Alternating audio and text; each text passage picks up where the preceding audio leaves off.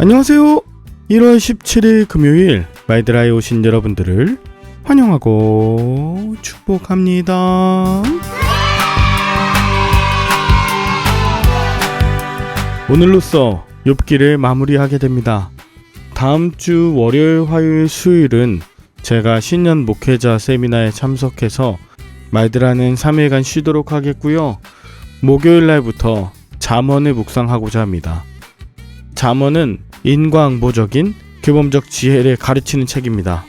사실은 잠언을 먼저 읽고 그 다음에 욥기를 읽고 그리고 전도서를 읽어야 규범적인 지혜가 있고 거기에서 벗어난 까닭 없는 일도 발생한다. 그래서 거기서 얻는 반성적 지혜를 우리가 겸비하고 있어야 된다. 이것을 깨닫게 되는 것인데요. 욥기를 묵상한 후에 다음 주 목요일 잠언 1장부터 묵상하도록 하겠습니다. 그동안 욥기를 묵상하는 긴 여정 가운데 함께 해주신 모든 분들께 감사하고, 특별히 어려운 고난과 까닭 없는 어려움과 고통 중에 계셨던 분들, 오늘 하나님의 크신 위로가 함께하는 시간 되시길 바라며 오늘의 마이드라를 힘차게 시작해 보도록 하겠습니다. 자, 출발!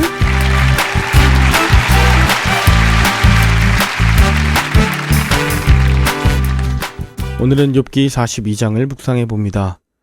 38장부터 41장까지 하나님께서 하늘의 해와 달과 별, 그곳에 사는 모든 짐승들, 심지어 베헤못과 바다의 리워야단, 모든 것을 말씀하시고 난 후에 욥의 대답이 나오게 됩니다. 자, 1절 욥이 여호와께 대답하여 이르되 2절 주께서는 못하실 일이 없사오며 모든 계획이든지 못 이루실 것이 없는 줄 아오니 3절 무지한 말로 이치를 가리는 자가 누구이니까 나는 깨닫지도 못한 일을 말하였고 스스로 알 수도 없고 헤아리기도 어려운 일을 말하였나이다. 욥은 그동안 친구들이 전하는 규범적 지혜, 인과응보적인 그 하나님의 모습에 대해서 그렇지 않다라고 이야기해왔습니다. 그리고 하나님께서는 고난을 통해 감히 헤아리기 어려운 방식으로 우리뿐 아니라 세상 모든 것을 통치한다는 그 진리도 깨달았죠. 그래서 4절 내가 말하겠사오니 주는 들으시고 내가 주께 묻겠사오니 주여 내게 알게 하옵소서.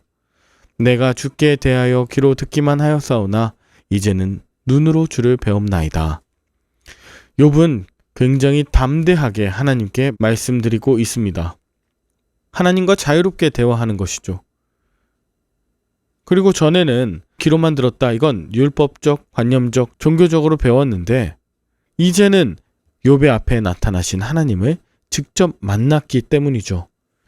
진정한 신앙은 이렇게 종교 행위와 말씀 공부하는 것에만 있는 것이 아니라 말씀을 통해서든 기도를 통해서든 다양한 방법으로 자신에게 역사하시는 하나님을 인격적으로 만나는 것입니다.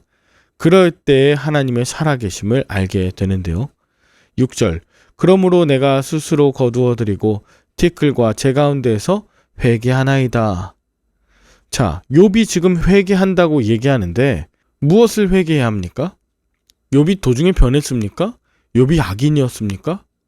이미 욥기 1장과 2장에서는 욥을 온전하고 정직하여 하나님을 경외하며 악에서 떠난 자라고 1절에서 1장 8절에서도 그리고 2장 3절에서 또다시 그와 같이 온전하고 정직하여 하나님을 경외하며 악에서 떠난 자가 세상에 없다고 1장 2장은 변함이 없는 전제 조건입니다. 3장부터 친구들하고의 나온 대화 가운데 욥이 변했습니까? 아니요. 한결같이 인과응보적인 생각을 갖고 그를 정죄하고 없는 것까지 지어내는 그 친구들에 대해서 욥은 이 모든 것이 하나님의 손 안에서 하나님이 주관하시는 것이다. 그런데 여기서 문제가 생긴 건 뭐냐면 나는 죄를 짓지 않았다 라고 하는 것이 친구들의 마음을 자극했어요. 욥의 친구들에 있어서는 하나님은 고난과 고통을 주는 분이 아니시거든요. 고통을 받고 있다면 반드시 욥이 악인이어야 하는데 자기가 죄를 짓지 않았다고 하는 건 그러면 하나님이 악하시다는 겁니까? 다시 말하면 이 친구들은 하나님은 늘 좋은 것, 내가 생각할 때 이로운 것만 주시는 분인 줄 알았는데 그렇지 않을 수도 있다는 생각에 욥에게 신성모독, 이라고 이야기했던 것이죠. 사실 욥은 끝까지 변한 게 없어요. 그러므로 오늘 42장 6절에 회개하다라고 하는 이 단어는 다시 생각해 보아야 합니다. 회개라고 하는 단어가 히브리어로 나함인데요. 나함은 구약에서 슈브라고 하는 단어와 같이 회개한다는 뜻이 있어요. 그런데 나함은 또 어떻게 쓰이냐면 위로받다라는 뜻으로 쓰여요. 다시요. 욥이 그 많은 대화를 통해서 하나님의 높고 위대하심, 하나님의 모든 손에 선과 악 모든 것이 달려있다라고 이야기할 때 친구들은 그것이 아니다라고 했지만 하나님이 리워야단 또 베헤못을 만드시고 그것을 다스리시는 것까지 말씀해 주셔서 하나님, 예전엔 내가 귀로만 들었는데 이제는 정말 눈으로 주님을 뵙습니다. 내가 이제 모든 슬픔과 아픔을 거두어드리고 티끌과 제 가운데서도 위로를 받습니다. 라고 재해석되어야 하는 것이죠. 그러므로 7절부터 결론입니다. 하나님은 욥의 친구들을 꾸짖습니다. 너희가 나를 가리켜 말하는 것이 내 종 욥의 말같이 옳지 못하다 하면서 인과응보 법칙이라는 뜻에 하나님을 가두고 잘못된 잣대로 욥을 판단하는 바람에 의인인 욥의 고난을 가중시켰습니다. 그런즉 너희는 수소 7과 순양 7을 가지고 내 종 욥에게 가서 너희를 위하여 번제를 드리라. 내 종 욥이 너희를 위하여 기도할 것인즉 내가 그를 기쁘게 받으리니 너희가 우매한 만큼 너희에게 갚지 아니하리라. 이는 너희가 나를 가리켜 말한 것이 내 종 욥의 말같이 옳지 못함이라. 즉 욥이 옳았다고 하나님은 계속해서 말씀하세요. 그래서 9절 대만 사람 엘리바스와 수아 사람 빌닷과 나아마 사람 소발이 가서 여호와께서 자기들에게 명령하신 대로 행했을 때 여호와께서 욥을 기쁘게 받으셨다고 하며 욥의 의로움을 인정하시고 그 모든 제사까지도 받아주셨다는 것입니다. 거기서 끝나지 않습니다. 10절 욥이 그 친구들을 위해 기도할 때 여호와께서 욥의 곤경을 돌이키시고 이전 모든 소유보다 갑절이나 주셨습니다. 친구들의 진심 어린 사과에 용서하고 그들을 위해 기도하는 욥. 욥의 가슴에 대못을 박은 그 친구들을 그는 용서했습니다. 욥의 진정한 회복은 이렇게 친구를 위한 기도와 용서에서 시작되었습니다. 또한 11절 이에 그의 모든 형제와 자매와 이전에 알던 이들이 다 와서 그의 집에서 그와 함께 음식을 먹고 여호와께서 그에게 내리신 모든 재앙에 관하여 그를 위하여 슬퍼하고 위로하고 각각 캐슈타 하나씩과 금고리 하나씩을 주었더라 라고 합니다. 이 캐슈타는 고대 화폐단인데요. 그 양이 얼마나 되는지는 정확히 알 수 없지만 더 중요한 건 욥을 위하여 슬퍼하고 위로하였다. 11절에 나오는 슬퍼하며 위로하고 할 때 위로할 때도 나함입니다. 하나님은 욥을 총체적으로 회복시키셔요. 극심한 고난으로 망가진 욥의 전부가 원상복구됩니다. 친구들의 관계가 회복됐어요. 또 친구들을 위한 중보기도로 자신의 영혼이 회복되었습니다. 12절에 경제적으로 2배의 복을 받고요. 13절부터 새 가족도 주십니다. 그리고 마지막으로 16절부터 17절에 장수를 누립니다.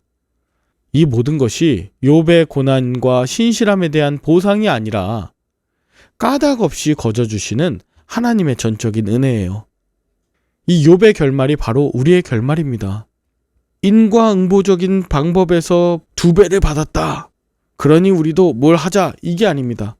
욥은 이런 것을 기대한 적이 없어요. 그저 까닭 없이 고난을 당했지만 까닭 없이 거저주시는 하나님의 은혜를 받았습니다. 이것이 오늘 본문의 내용이에요. 여러분은 오늘 본문을 통해 무엇을 느끼셨나요? 사실 우리는 그 까닭을 모르기 때문에 고난당할 때 힘들고 까닭을 몰라서 괴로워합니다. 그런데 까닭 없이 주어지는 물질 같은 소유물 그 앞에서는 두려워하지 않습니다. 그저 축복이라고 얘기하죠.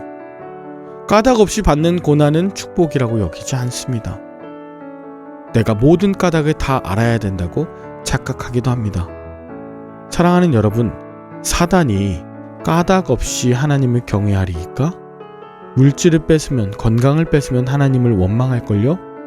그거 줘야만 그 조건 때문에 하나님을 섬길걸요? 하는데 욥은 여전히 신실했어요.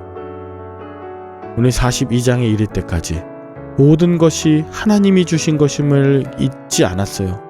그리고 마침내 그는 놀라운 위로를 받고 있습니다. 이 시대를 살아가는 수많은 욥들, 믿음 안에서 흔들리지 말고 변함없는 의인으로 살아가시길 축복합니다.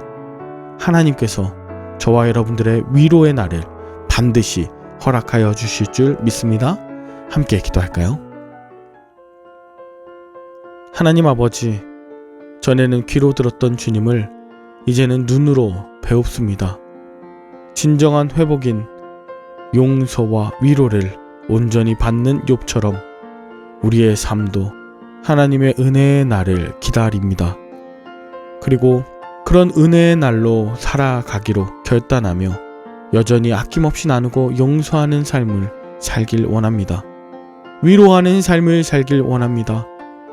이 땅에서 가난하건 부유하건 자식이 많건 적건 건강하건 병약하건 상관없이 여전히 신실한, 여전히 주님을 따르고 그 모든 것으로부터 하나님과 동행하는 우리 되게 하여 주시옵소서. 감사를 드리며 예수 그리스도의 이름으로 기도 올리옵나이다. 아멘. 주말에는 섬기시는 교회에서 예배 잘 드리시고요. 저는 다음 주 목요일에 잠언 1장으로 찾아뵙도록 하겠습니다. 샬롬.